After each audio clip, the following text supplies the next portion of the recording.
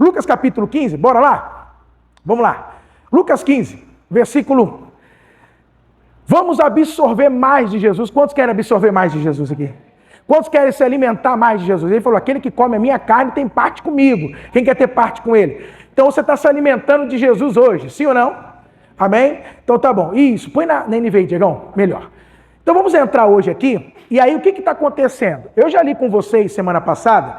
Aliás, já tem 2 semanas que eu venho lendo com vocês Lucas capítulo 15. Só que semana passada nós entramos na primeira parte da parábola. Então o que eu vou fazer agora? Eu só vou relembrar um ponto para você refrescar um pouco a sua memória, e aí eu entro na parte de hoje, que é a segunda parte da parábola que Jesus começou contando em Lucas 15. Então, para começar, olha o que o texto diz. Todos os publicanos e pecadores se aproximaram de quem, queridos? De Jesus. Então, um detalhe que eu destaquei aqui. Não é interessante que Jesus atraía pecadores e publicanos? Sim. Mas o que é interessante? Isso aqui de Lucas 15 é um único relato? Não. Quando a gente lê os evangelhos, nós vamos observar que há sim uma relação muito especial entre Jesus e pecadores. Se você lê os relatos, a todo momento vai dizer que ele estava com prostitutas, que ele estava com pecadores, que ele estava com publicanos, que ele estava com gente de má fama. Então, uma coisa que se destaca muito nos evangelhos é essa proximidade entre Jesus e os pecadores. E aqui em Lucas 15, mais uma vez, ele está destacando essa proximidade entre Jesus e os pecadores. Agora, como eu disse para vocês, Jesus era alguém que aproximava, que atraía quem, queridos? E a igreja, irmãos? A paz. Porque o que é interessante? Olha só comigo. Jesus é o Senhor, sim ou não? Ele é o meu Senhor, ele é o seu Senhor? Então ele é o nosso Senhor, ok? Ele é o dono da igreja, sim ou não? Como é que o dono da igreja atrai pecadores, mas a igreja dele expele, afasta, espanta? Que eles não tem uma coisa errada nisso, sim ou não? Não, deve ter uma coisa errada. Por isso que essas quartas-feiras, é o que eu falei para você, são quartas que nós estamos aqui refletindo. Porque não é possível que o meu Senhor atraía esse tipo de gente e nós, amados, não conseguimos atrair. Achando que isso é normal. Não é. Deu para entender? Isso não é normal. O nosso Senhor atraía esse tipo de gente. Agora, o que é mais interessante ainda é que ele atraía para quê? Por que as pessoas se aproximavam de Jesus? Para quê, irmãos? Para ouvir. Para quê? O que elas queriam saber dele? O que elas queriam? Era somente o quê? Ouvir o que ele tem a dizer. Nos dias de hoje, primeiro, a gente nem aproxima as pessoas. Segundo, muito menos elas querem ouvir o que a gente tem a dizer para elas, sim ou não? Ei, fulano, deixa eu te falar. Não, não quero ouvir. Ei, deixa eu te dizer uma coisa. Deus tem um plano. Não, não quero. Então, quer dizer, se atrair já está difícil, imagina ouvir. Mas no tempo de Jesus, não. Com Jesus não era assim. Agora, olha o que vai dizer o versículo 2. Aqui a gente vai entender. Por que, pastor, que a igreja, ao invés de aproximar, ela espanta? A resposta está aí. Contudo, os fariseus e os mestres da lei, o que eles faziam? O que a gente mais vê na igreja? Críticas. O que a gente mais vê na igreja? Foi o que a irmã falou. Eu já era para ter me convertido talvez há muito antes. Mas quando o pastor falou que cara pintada não entra no céu, o que ela recebeu ali? Palavra ou crítica? Crítica. Então você vê que na verdade a gente perde muito tempo com coisa, irmão, que não tem nada a ver. Ao invés de alguém estar pregando a palavra, a verdade, revelando Jesus, vamos conhecer aqui o que está escrito, fica perdendo tempo com questões que não têm fundamento algum, são insignificantes. Então, se você observar, a igreja, com o passar do tempo, parte dela foi se tornando farisaica. Compreendeu? Que só critica, que só critica, que só critica. E aí, é óbvio que as pessoas vão o quê, queridos? Se afastando, se afastando. Agora, qual é a crítica dos fariseus? Era em relação a Jesus, ok. Mas o que Jesus fazia? Ele fornicava? Hein? Ele roubava? Ele mentia? O que ele era, Jesus? Qual era a crítica? Qual que era a crítica? Esse homem, como que pode? Ele fica recebendo esses pecadores, E não só isso, ele come com essa corja. Essa era a crítica que eles faziam a Jesus. Era esse o problema pelo qual eles tinham com Jesus. Porque Jesus tinha um relacionamento, uma convivência com pessoas que, para aquela sociedade, eram pessoas de má fama, marginais, excluídos, os rejeitados. E era com esse tipo de Jesus, com esse tipo de pessoa, que Jesus mais buscava estar. Olha que interessante, na NTLH, olha só. NTLH, vamos lá. Os fariseus e os mestres da lei criticavam Jesus dizendo: esse homem aí, ó, se mistura com essa gentalha. Quem lembra disso? Não se misture com essa gentalha. Está parecendo a dona Florinda ali falando um pouquinho. Se misture com essa gentalha, não. Né? E não só isso, ele toma refeições com eles. Quer dizer, ele tem uma vida comum, cotidiana. Que ele até se alimenta, ele senta, almoça, janta. Uma vida comum com essas pessoas. Ainda mais no tempo de Jesus, que mesa tinha um significado muito grande. Né? Comer com alguém no tempo de Jesus era uma coisa assim, meu Deus do céu. Então, o que acontece? Neste momento, então, Lucas está apresentando para nós a introdução daquilo que ele vai começar a apresentar, principalmente, né, o que é fundamental nesse capítulo. Que é o que, pastor? Versículo 3. Aí você volta lá, Diegão. Isso, na NVI. Então Jesus contou esta parábola. Então olha para mim aqui. Em resposta daquilo que os fariseus estavam dizendo, Lucas então vai dizer que Jesus vai contar uma parábola para ver se eles conseguem entender por que Jesus recebe e come com pecadores. Então Jesus, para responder os fariseus, e eu estou te falando isso porque você tem que manter isso em mente aqui. Quando você lê essa passagem, você tem que manter isso em mente. De que ele está dando uma resposta para ver se os fariseus entendem o que é que ele está fazendo. Por que ele faz aquilo que ele faz. Agora, qual que é o detalhe interessante, igreja? É que a Bíblia fala que Jesus contou o quê? Esta parábola. Olha para mim. Eu sempre achei que eram 3 parábolas, mas não são. Na realidade, é uma parábola só, que contém 3 partes. Ovelha perdida, dracma perdida e filho pródigo. Não são parábolas distintas uma da outra, não são. É uma única parábola. Porque se fosse, o texto diria, e contou estas parábolas, mas não está assim. Você me entendeu, né? Eu não puxei o X, mas você me entendeu, né? Sim ou não? Quer que eu puxe? Então ele diz assim, ó, ele contou estas parábolas. Quem entendeu? Ele não está puxando o X, ou seja, ele não está no plural, ele está no quê? Singular, para retratar que ele vai trazer agora uma história, uma ilustração, que contém 3 partes. Por isso é importante que quando você está lendo essas partes dessa parábola, você tenha noção de que na verdade é uma parábola só, trazendo um sentido que ele quer trazer para aqueles fariseus. E aí, qual é a primeira parte da parábola? Nós já lemos aqui, sim ou não? Mas vamos ler rapidinho só para a gente pegar? Eu não vou explicar não, tá? Porque aí, né, você não demora muito, vai lá. Versículo 4. Qual de vocês que possuindo 100 ovelhas e perdendo uma, não deixa as 99 no campo e vai atrás da ovelha perdida até encontrá-la? Vai. E quando a encontra, coloca alegremente nos ombros. Pode ir, Diego. E vai para casa. Ao chegar, reúne os seus amigos e vizinhos e diz: alegre-se comigo, pois eu encontrei o quê, queridos? A ovelha o quê? A minha ovelha perdida. Vai. E lhes digo que, da mesma forma, haverá mais alegria no céu por um pecador que se arrepende do que por 99 justos que não precisam se arrepender. Então Jesus conclui aqui, como eu já expliquei para vocês, com a primeira parte dessa parábola. Essa é a primeira parte. Pastor, e agora? Agora nós vamos entrar na segunda parte dessa parábola. Deu para entender, queridos? Onde nós vamos entrar agora, na segunda parte da parábola, que hoje eu vou explicar para vocês. Já expliquei semana passada a ovelha perdida, e hoje nós vamos explicar agora qual é a segunda parte dessa parábola. Segue agora, Obredo, isso.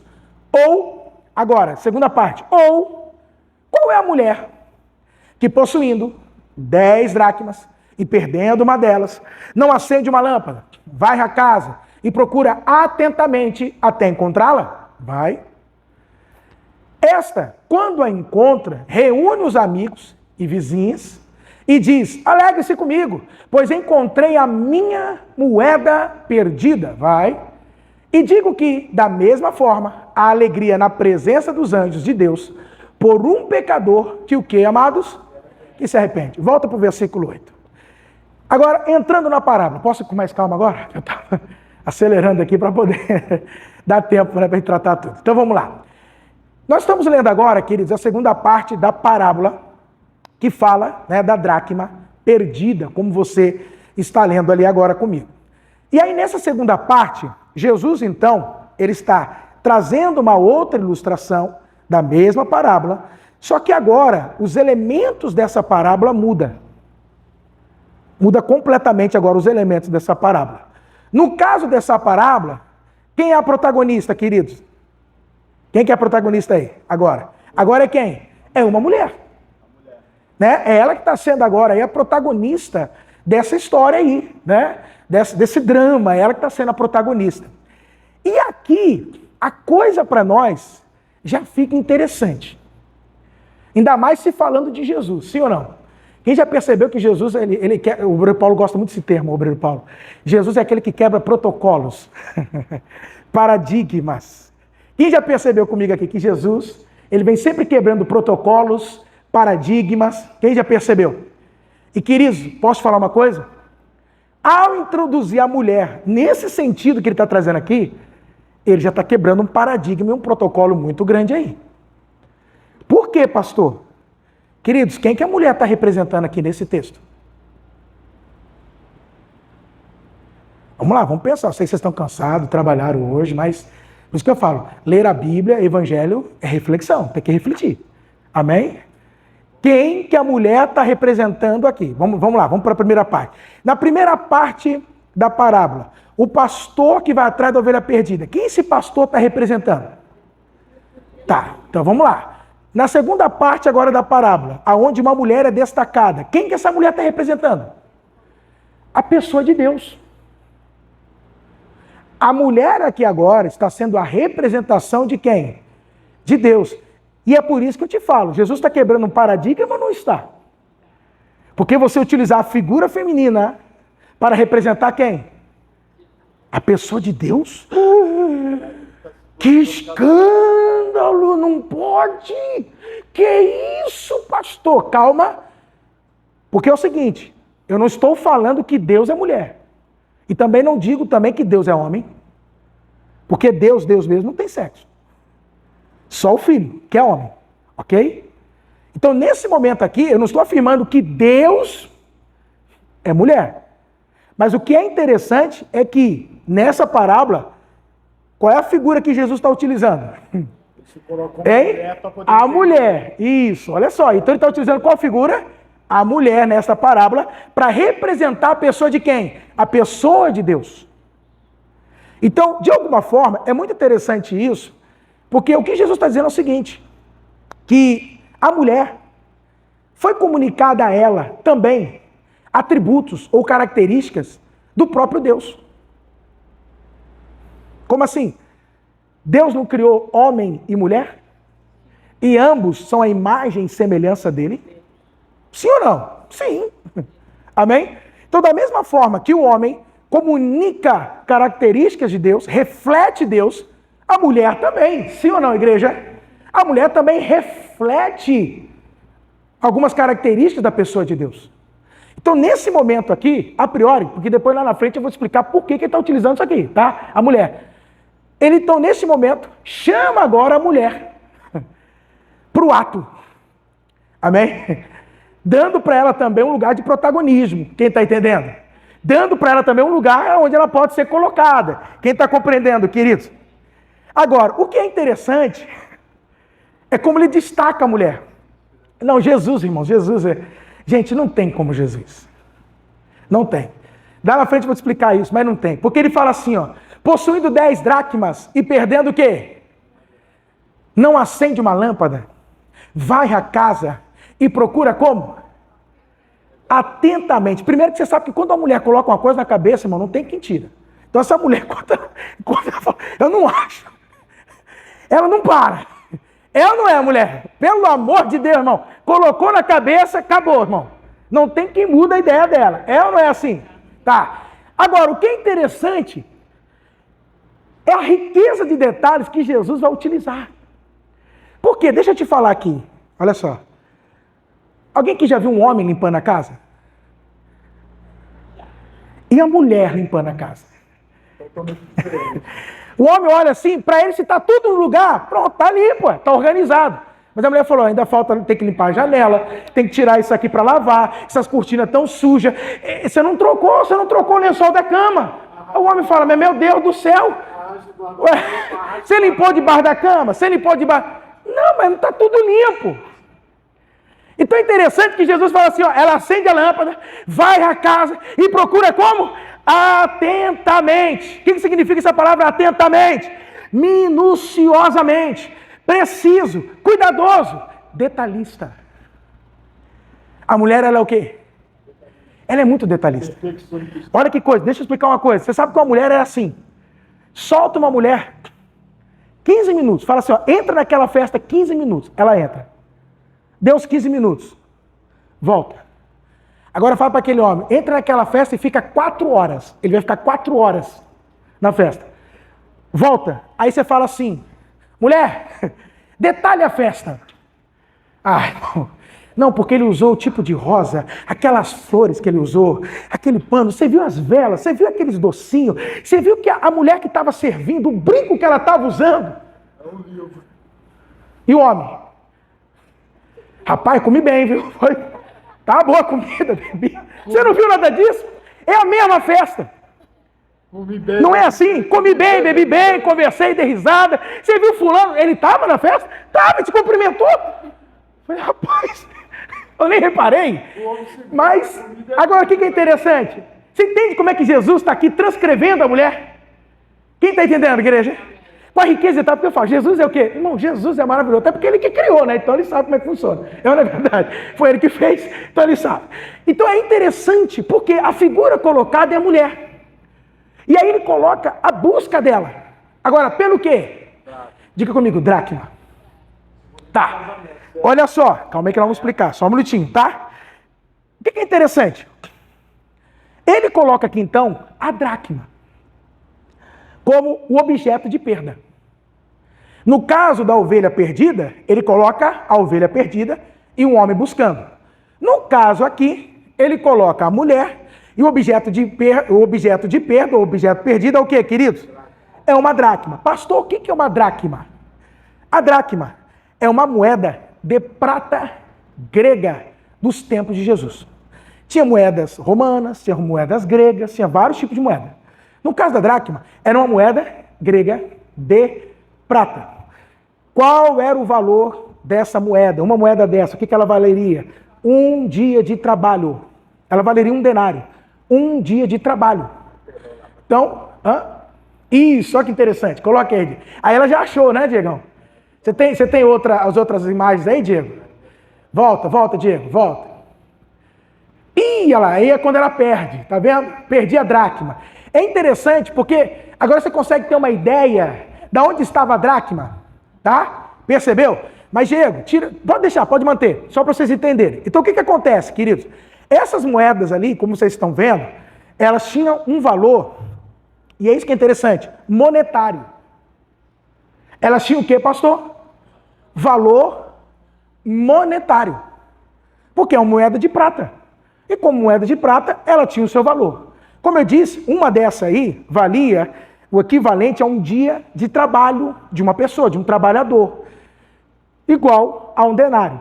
Então, perder uma moeda dessa representava que ela perdeu 1 dia de trabalho. Representava isso. Agora, o que é interessante? Como você está observando ali, essas moedas, elas estão ali numa espécie de um tecido, né? E aí, se você já assistiu aquelas novelas da Globo, Caminho das Índias, aqueles negócios, você já percebeu que as mulheres, elas se adornavam com moedas na testa, né? No corpo, usava também aqui, como é que fala aqui? Colar. Então, elas usavam também essas moedas para se adornarem, tá? Para se adornarem. E pastor, e por que era feito isso? Qual que é a questão disso? O que muitos falam, o contexto histórico disso, e é aí que está o problema. Por que tem muitas coisas que a gente não entende na Bíblia? Porque a gente não está no contexto histórico social. para entender o que aquilo representava ou significava. Então talvez para você é até estranho uma mulher dessa usar moeda na testa. Como assim, pastor? Mas era, como eu disse, servia também como adorno, né? Como forma também ali de ornamentação. Era servido para isso. Mas qual que é o detalhe? Por que ele destaca a dracma? 10 dracmas e ela perde uma. Porque naquele tempo, os matrimônios, os casamentos, quando eles eram feitos, eles tinham dentro do casamento algo que eles chamavam de dote. É esse termo mesmo, tá? Dote. E esse dote, todo casamento que tinha que ser pago, para que então pudesse haver o casamento. Para quem não sabe, normalmente, quem paga o dote era a família da noiva para a família do noivo. Não é o homem que paga para a mulher, mas é a mulher que paga para quem? Para o homem. A família da noiva é que tinha que pagar para o familiar do noivo. Por que que isso era feito, pastor? E aí os casados já pensam, né? Eu não recebi nada quando eu casei, rapaz. Né? Os homens falam, eu não recebia nada. Mas você vai entender agora. Mas por que era feito isso? Por que tinha que se pagar isso? Olha aqui para você entender. A mulher, normalmente, por ela casar, né? Ela ia casar com o marido, o que acontecia? Ela tinha que deixar a família dela para passar a morar com a família de quem? Do marido. Então é por isso que a família da noiva tinha que pagar um dote para a família de quem? Porque era mais uma boca, entendeu agora, irmão? Passava a ser o dono dela. Em muitos países ainda é isso. Assim. É mais uma boca para sustentar, quem está entendendo? Já não bastava o filho, agora ele me traz a mulher, meu Deus do céu. Então ele se pagava o dote, pastor, esse sentido. Nesse sentido. Numa questão o quê? De sustento mesmo. Só que o que é interessante, esse dote, queridos, era pago para a família, mas podia ficar assim em posse da mulher. Porque esse dote era uma garantia futura. Que se caso o marido viesse morrer, ou de repente ficar doente, ou até mesmo divórcio, ela tinha com o que sustentar. Quem está entendendo? Esse era o sentido. Então, por mais que alguns possam dizer, não, pastor, mas era uma ornamentação. Era uma questão de que a mulher estava se embelezando. Mas, queridos, não deixa de ser um valor monetário por trás. É que nem aliança. Por que eu uso essa aliança? Uma ornamentação. Ok? É uma ornamentação. Só que essa aliança, pelo fato de eu utilizar como uma ornamentação, ela perdeu o valor monetário dela? Ela vale dinheiro? Sim ou não? Vale dinheiro. E aí é que a coisa pode mudar. Por quê? Aquilo que hoje é ornamentação, ostentação, amanhã pode virar o quê? Sustento. Então, se uma crise acaba chegando, isso aqui que eu estou ornamentando, meu irmão, é a primeira coisa que eu posso pegar para quê? Para vender, para virar dinheiro. Então, no fundo, por mais que possa destacar aquilo ali que vocês estão vendo naquela imagem, na realidade, o valor é o quê? Monetário. É por isso que ela vai atrás da dracma perdida. Pelo valor o quê? Monetário. Porque aquilo ali, de alguma forma, significava o quê? As reservas econômicas dela. Ou seja, era o futuro dela que estava ali. Caso amanhã ela o quê, queridos? Necessitasse. Quem está entendendo? Entendeu? E aí não casava. Tinha que ter. Isso. Mas é isso que é interessante. É o valor o quê? Monetário. O que representa, é isso aqui. Agora, o que é interessante? É que ambas partes da parábola, tanto a ovelha perdida, como a dracma perdida, você está percebendo que tem o mesmo significado? Qual o significado? Valor monetário. Existe um valor monetário, financeiro. tanto a dracma que se perde, como a ovelha que se perde, existe um valor financeiro por trás disso. Um valor o quê? Monetário. Por que Jesus está contando isso? É por contar? Não, ele é proposital. Em tudo que ele fala, em tudo que ele faz, ele é intencional. Ele é proposital. Então, ambas as partes da parábola, ele encaixa o valor o quê? Monetário. Ok, queridos? No caso da ovelha perdida, como a ovelha perdida era, parte essencial do sustento. No caso da dracma perdida, significava o quê? Parte da economia pessoal dela. Caso amanhã, quem sabe, ela poderia usar isso aí para o sustento dela. Então, ambas partes da parábola traz um valor o quê? Monetário, financeiro. E isso a gente não pode esquecer, irmãos. Esse é o sentido da parábola aqui, até aqui. É um valor o quê? Monetário, financeiro. Quem está entendendo até aqui? As duas partes aí são o dinheiro. É, relacionado a isso, tá? Dinheiro. Amém? Agora, o que é interessante é que ambos estão querendo dizer o quê? Que ninguém quer ficar no prejuízo.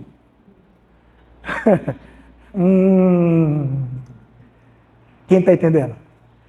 Diegão, volta para o texto. É aqui que você tem que entender, querido. Porque o que Jesus está querendo mostrar para nós é isso. Ninguém quer ficar no quê? No prejuízo. Deixa eu explicar. Porque quando eu li essa parábola, olha a minha interpretação como é que é.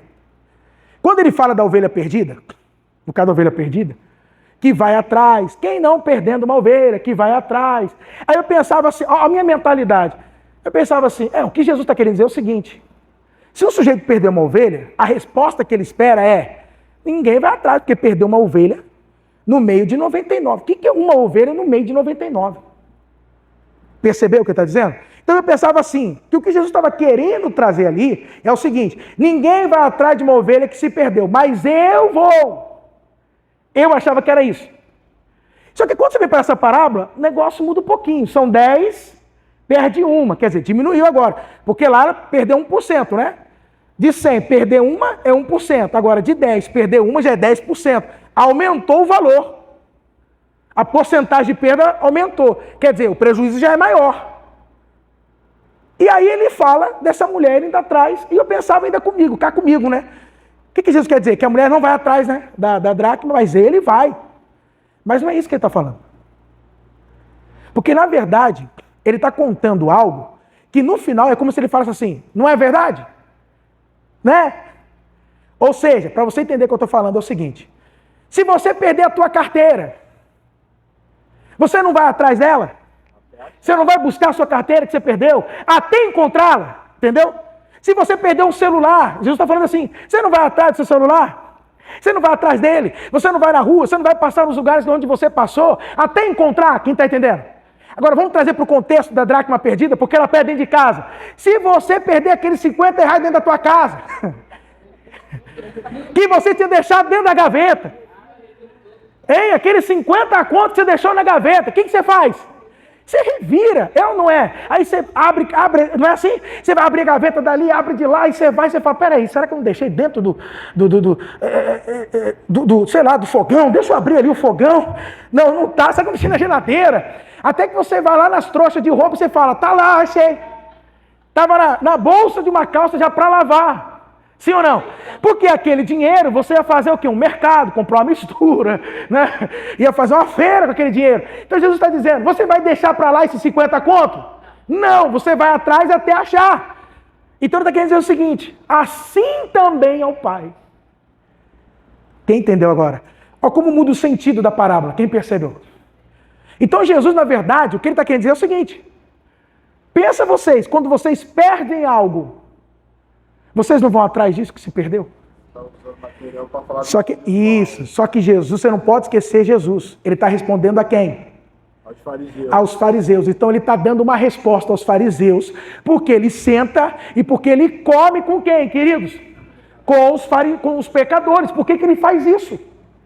Então ele começa trazendo, dizendo o seguinte, ei, quando você perde algo, você não vai atrás daquilo que você perdeu? Quando você perde 50 conto dentro da tua casa, você não vai atrás desse valor? Hein? Você não corre atrás? E quando você acha, como é que você fica? Ai, que alívio. Pensei que eu tinha perdido. Achei. Irmão, fala a verdade, é tão bom achar, né? Querido, e quando você está procurando, irmão, não é agonia, irmão? Dá ou não dá agonia, igreja? Não dá angústia? Você fala, meu Deus, onde que foi parar? Eu preciso tanto. Aí quando você acha, como é que você fica? Alegre ou não? Feliz ou não?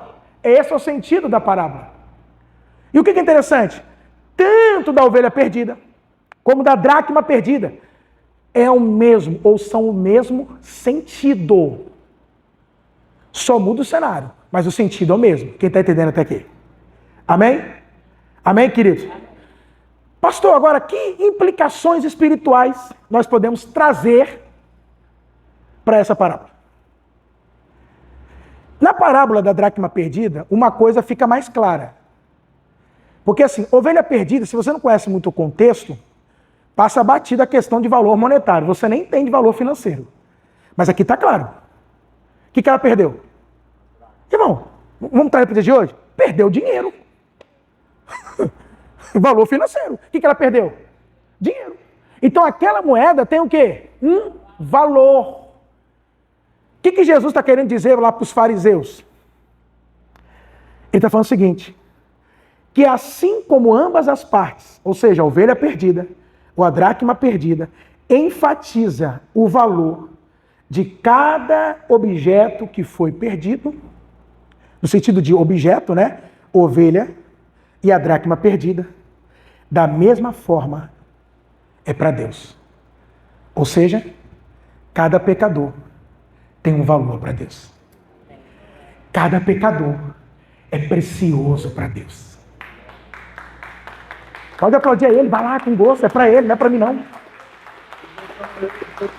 Agora, sabe o que é interessante? Jesus está mostrando para nós qual é a visão que Deus tem dos pecadores. Talvez para você, quando você olha esses moradores de situação de rua aqui, usuários, você olha para eles e você não enxerga valor neles. Às vezes você trata até com desdém. Às vezes até você reclama, poxa, está atrapalhando o caminho, tanto lugar para usar. Mas o que Jesus está dizendo? Que para o Pai, cada um deles tem valor. É precioso. Por isso é interessante que Jesus está contando essa parábola para que os fariseus mudassem a visão em relação aos perdidos, em relação aos pecadores. Agora, eu percebo que essa parábola também é urgente para os dias de hoje. Porque se naquele tempo eles estavam querendo mudar a visão dos fariseus, irmão, tem muito crente que precisa também ter a tua visão mudada. E passar a olhar para o pecador como alguém de valor, como alguém precioso. Se não for para você, mas entenda, é para Deus. Pode talvez não ser para mim, mas para Ele é. Pode não ser para você, meu amado, mas para Ele é.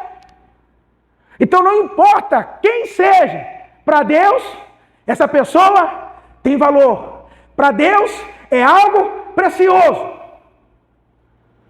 É isso que Jesus está falando nessa parábola. Nos fazendo entender. Quem está entendendo, igreja? Amém?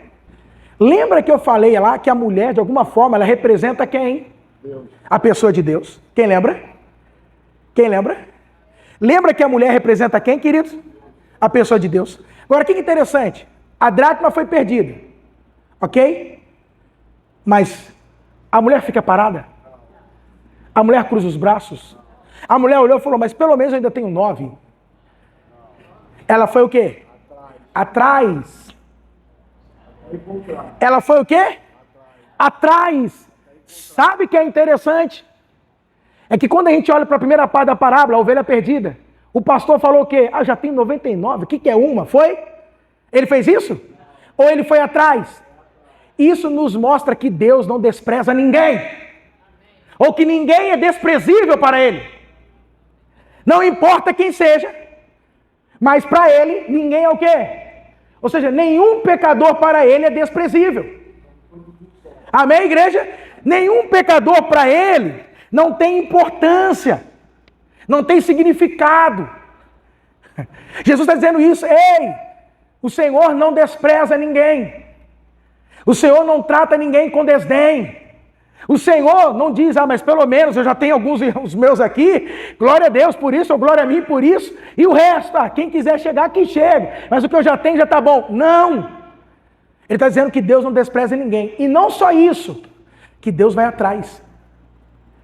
O que essa parábola quer descrever para nós? Que Deus é um Deus que está buscando pecadores. Amém. Glória. Deus é um Deus que está buscando o quê? Deus está em busca de quem? De pecadores. Você sabia disso? Você deveria saber, né? Porque é só você olhar para si mesmo. Na verdade, mano, basta a gente olhar para nós. Sim ou não? Nós somos a prova viva de que ele está buscando quem?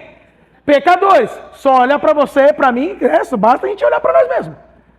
Mas o que Jesus está dizendo é isso para aqueles fariseus. Vocês não estão entendendo por que eu sento com eles, por que eu como com eles, por que eu recebo eles? Porque Deus está buscando eles, os pecadores. Deus está procurando pecadores. Deus está indo atrás dos pecadores. Deus é um Deus que busca pecadores. Pastor, Deus busca pecadores? Sim, segundo Jesus, sim.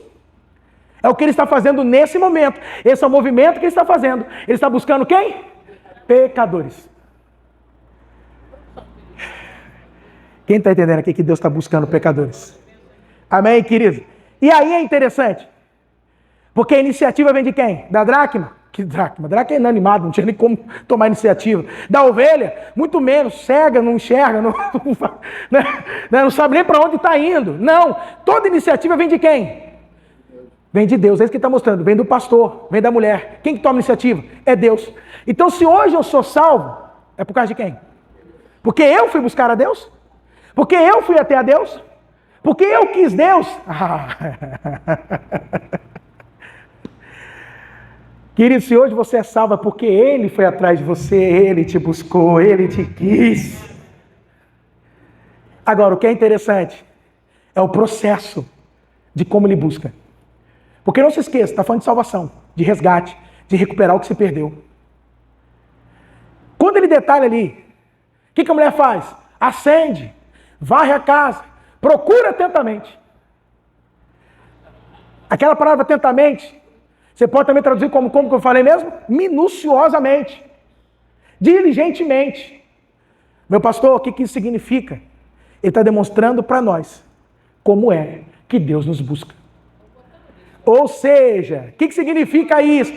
Né? Como assim, pastor? Como é que Ele nos busca? Não estou entendendo. Ele está dizendo o seguinte, que Deus é minucioso na sua busca. Irmão, é como... Você imagina hoje, sei lá, o FBI... né? Imagina esses órgãos aí de inteligência, não é verdade? Que de segurança, onde eles são minuciosos até encontrar quem eles estão perseguindo. E está dizendo o seguinte, é mais ou menos assim que Deus é. Aí eu lhe pergunto, se Deus é minucioso, o que significa isso? Que ninguém pode escapar dele, irmão. E vamos falar a verdade, hein, pastor Nilson?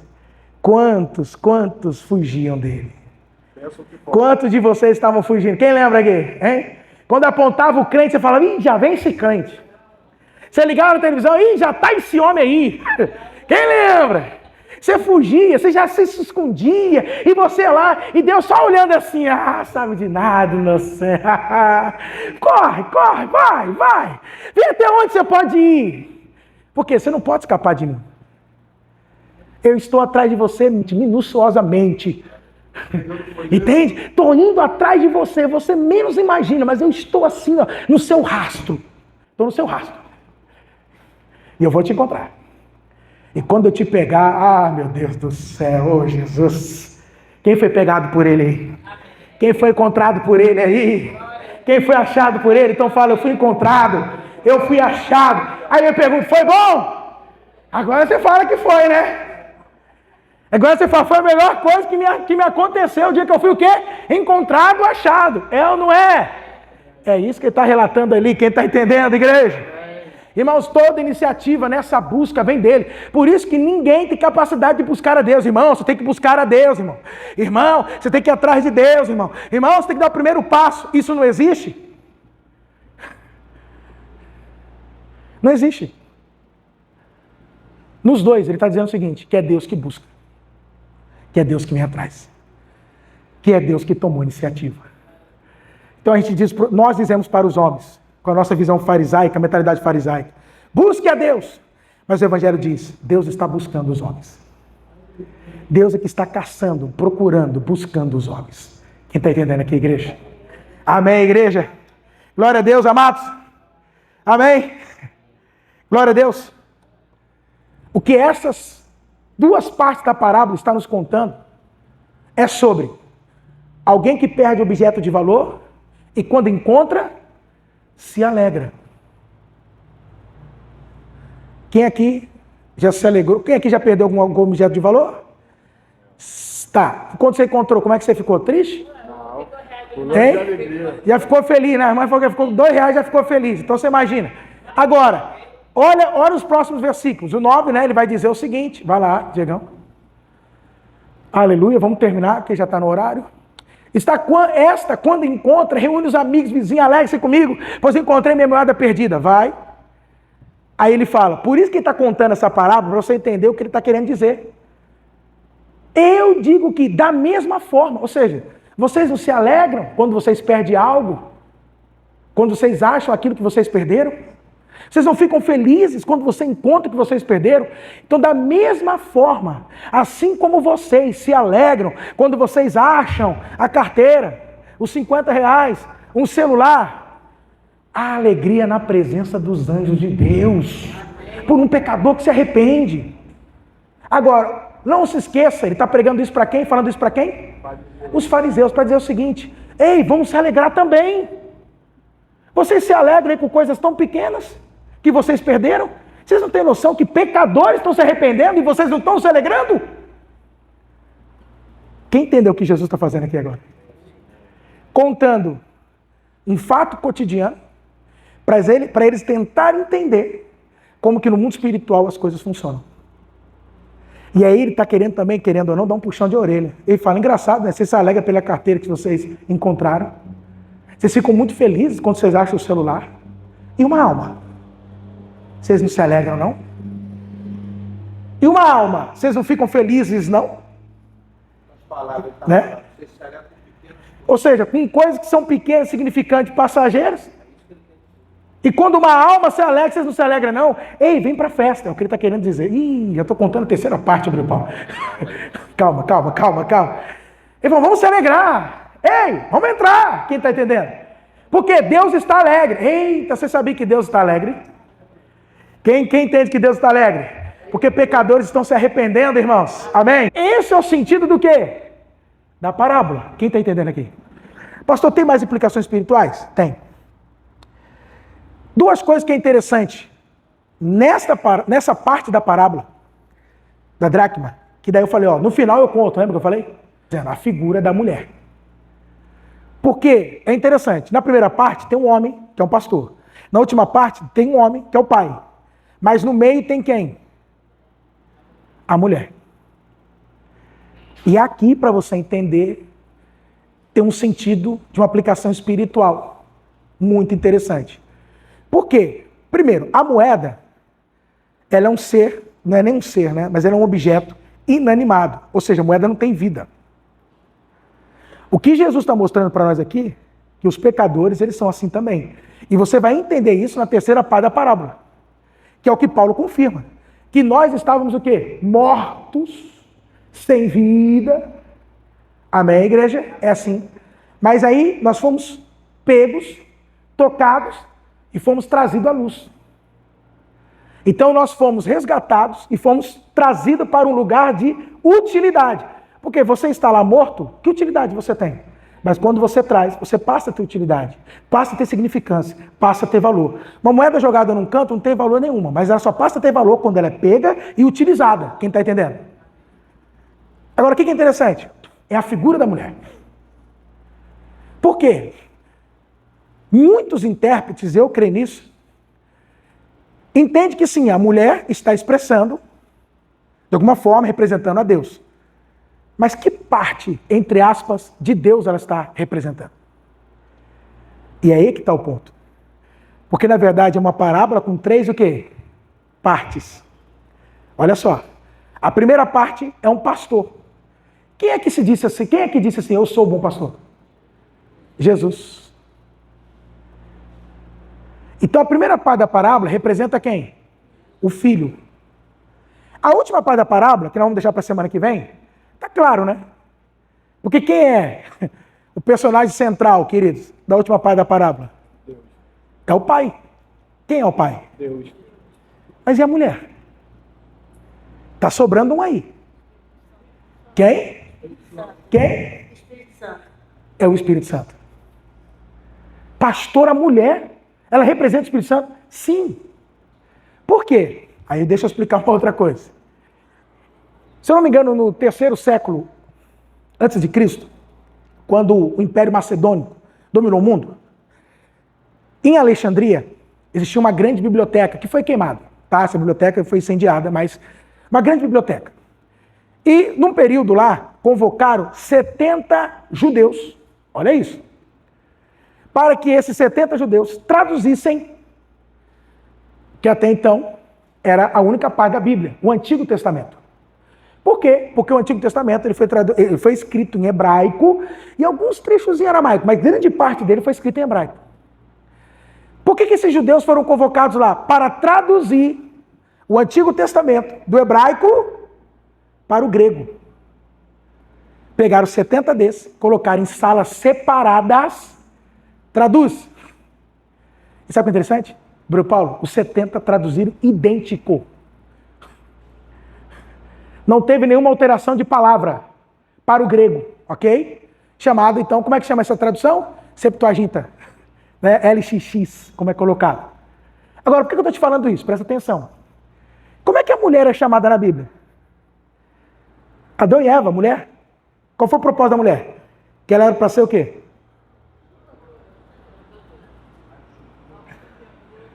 Como? Ajudadora, auxiliadora. Qual é a palavra que foi traduzida, pastor, no grego? Diga comigo, paráclitos. Fala, paráclitos. Paráclitos. Paráclitos. Ou paráclitos. Né? Paráclitos. O que é interessante? É que em João 14, quando Jesus fala do Espírito Santo, a palavra utilizada é paráclitos. Tanto que a NVI, se eu não me engano, ela traduz como auxiliador. Fazendo referência a quem? Ao Espírito Santo e à mulher. No 1º e 2º século, uma coisa que é interessante vocês saberem, que os cristãos representavam o Espírito através da mulher. Então, nessa segunda parte, quem é que ele está colocando aqui agora? O Espírito. Aí ele pergunta, quem é que foi que tocou em você quando ainda você estava morto e te deu vida? Por isso que Paulo fala, vocês estavam mortos, mas vocês foram vivificados pelo Espírito. Amém? Pode aplaudir a ele. Vivificados pelo Espírito. Então ele está mostrando para nós que o Espírito Santo, não importa, ele vai na escuridão que for. Amém? Pode falar. Ele diz que o terceiro de ele vai. Olha que interessante, né, irmão Paulo? É ele que vai nas trevas, na escuridão. Como diz em Gênesis capítulo 2, que a terra sem forma e vazia, que havia água, né, sobre o abismo, mas o Espírito pairava. E era uma escuridão, porque a luz só veio depois. Quem está entendendo? Glória a Deus. Para terminar agora, e agora eu termino com vocês, isso me veio ontem, tá? Essa parte que me veio ontem. Agora, por que Jesus conta 2 vezes praticamente a mesma coisa? Ele só muda cenário, só muda o contexto, personagens, mas o sentido é o mesmo. São 2 pessoas que perderam algum objeto de valor. Numa figura ele coloca o homem, na outra figura ele coloca quem? Mulher. Por que ele faz isso? Não bastava ele contar uma parte só já era o suficiente? Por que ele conta 2 vezes? Quem quer entender aqui? Você consegue comigo mais uns 5 minutinhos, rapidinho? Ou você já quer que eu pare por aqui? Pode ir, já está aqui mesmo, né? Vamos aproveitar, não é verdade? Diegão, vamos para Gênesis. Pastor Gênesis? É. Você vai ver que tem tudo a ver, tá? Gênesis 41, 32. Olha agora. Pastor, o que Gênesis 41, 32 tem a ver, né, com isso aqui? Olha para mim antes de você ler o texto lá. Olha para mim. O que está acontecendo ali? Faraó teve um sonho. Na história de José do Egito. Faraó teve um sonho. Ele acorda e aí ele não entende o sonho dele. Qual foi o sonho dele? Primeiro ele sonha que do rio Nilo saiu 7 vacas gordas. Ok? De repente aparecem 7 vacas magras e devora, come as 7 vacas gordas. Aí ele acorda, volta a dormir. Aí ele vê 7 espigas que brotam, bonitas, boas. E de repente brota mais 7 espigas magras, mirradas, feias, que devora as espigas boas, bonitas. Aí ele acorda, fica encucado com aquilo, convoca o Egito, chama os sábios, chama todo mundo, e ninguém consegue decifrar o sonho. Até que o copeiro lembra. O que ele não lembrou antes? Mas ele lembra. E ele fala, olha rei, olha faraó, grande faraó. Quando eu estava preso, tinha um rapazinho lá, que ele decifrou os sonhos, e olha, deu tudo certo. Bateu tudo que ele falou. Realmente eu voltei para o meu lugar, o outro lá morreu focado, e eu voltei para o meu lugar. Eu não sei se ele está lá, mas a gente poderia ver com ele. O faraó falou, então manda chamar o rapaz. Quando ele chega, ele fala isso aqui. Por que o faraó sonhou 2 vezes? Ele vai explicar. O sonho veio ao faraó 2 vezes. Porque a questão já foi decidida por Deus, que se apressa em realizar. O que é interessante é que na explicação mesmo ele fala, olha, os 2 sonhos significam a mesma coisa, não tem diferença. É como as 2 partes da parábola que Jesus conta. As 2 partes da parábola significam a mesma coisa. Mas por que 2 vezes? Primeiro, ênfase. Jesus está querendo enfatizar alguma coisa ali. Amém? Jesus está querendo o quê, irmãos? Enfatizar. Jesus quer ser claro naquilo que ele está falando. Segundo, Jesus não quer deixar dúvidas. É o que ele está falando lá. Olha, foi decidido. Não precisa ter dúvida, tá? Vai acontecer. Por que 2 vezes? Porque Deus está sendo claro naquilo que ele está falando, tá, faraó? Da mesma coisa, Jesus está fazendo o quê? Se utilizando do mesmo princípio aí. Para quê, pastor? Para enfatizar o que ele está querendo dizer para nós. Ou seja, para não deixar dúvida, irmãos. Por isso que Jesus conta a mesma coisa, mas usando cenários diferentes, mas o sentido é o mesmo. O que é interessante? Figura do homem, na primeira parte, e figura da mulher na segunda parte. Porque ele está abrangendo todos os gêneros, para não deixar ninguém de fora, naquilo que ele está falando. Para que ninguém fique em dúvida no que ele está dizendo, explicando para aqueles fariseus. Quem está entendendo? Entendido isso, o que Jesus quer enfatizar, pastor? O que Jesus está querendo dizer? Jesus está querendo dizer o seguinte, por que ele conta 2 vezes? Jesus está reforçando. Pai e mãe sempre fala 2, 3 vezes com o filho. Por quê? Porque uma não basta, irmão. Ele nunca entende na primeira. Então você tem que reforçar aquilo. Quem está entendendo? Amém? Então Jesus conta 2 vezes. Na verdade vai contar 3. Mas para quê? Para enfatizar o que ele quer mostrar. O quê? Jesus está reforçando a certeza do amor e da alegria de Deus por cada perdido que é encontrado. Quer dizer, é para ninguém ter dúvida, hein? Deus não está mandando nenhum pecador para o inferno. Deus está buscando os pecadores. Amém? Não importa quem seja, Deus está o quê? Buscando pecadores. Então, se você ouviu alguém falando isso, irmãos, desacredite, porque o próprio Cristo está contando essa parábola em 3 partes, para ver se a gente entende o que ele está falando. Como ali. Por que 2 sonhos? Porque foi decidido, não tem dúvida. É isso e ponto. O que significa então? Vamos lá? Primeiro, como ali e a parábola, não é algo trivial. Ou seja, o que está falando aqui, faraó, o que vai acontecer não é algo comum não, tá? Não é trivial não. É um evento.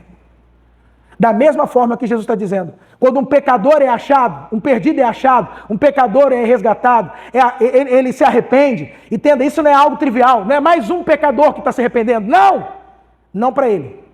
Por quê, queridos? Que a gente não pode esquecer que cada pecador que é encontrado, o céu celebra, é um evento, é uma festa no céu.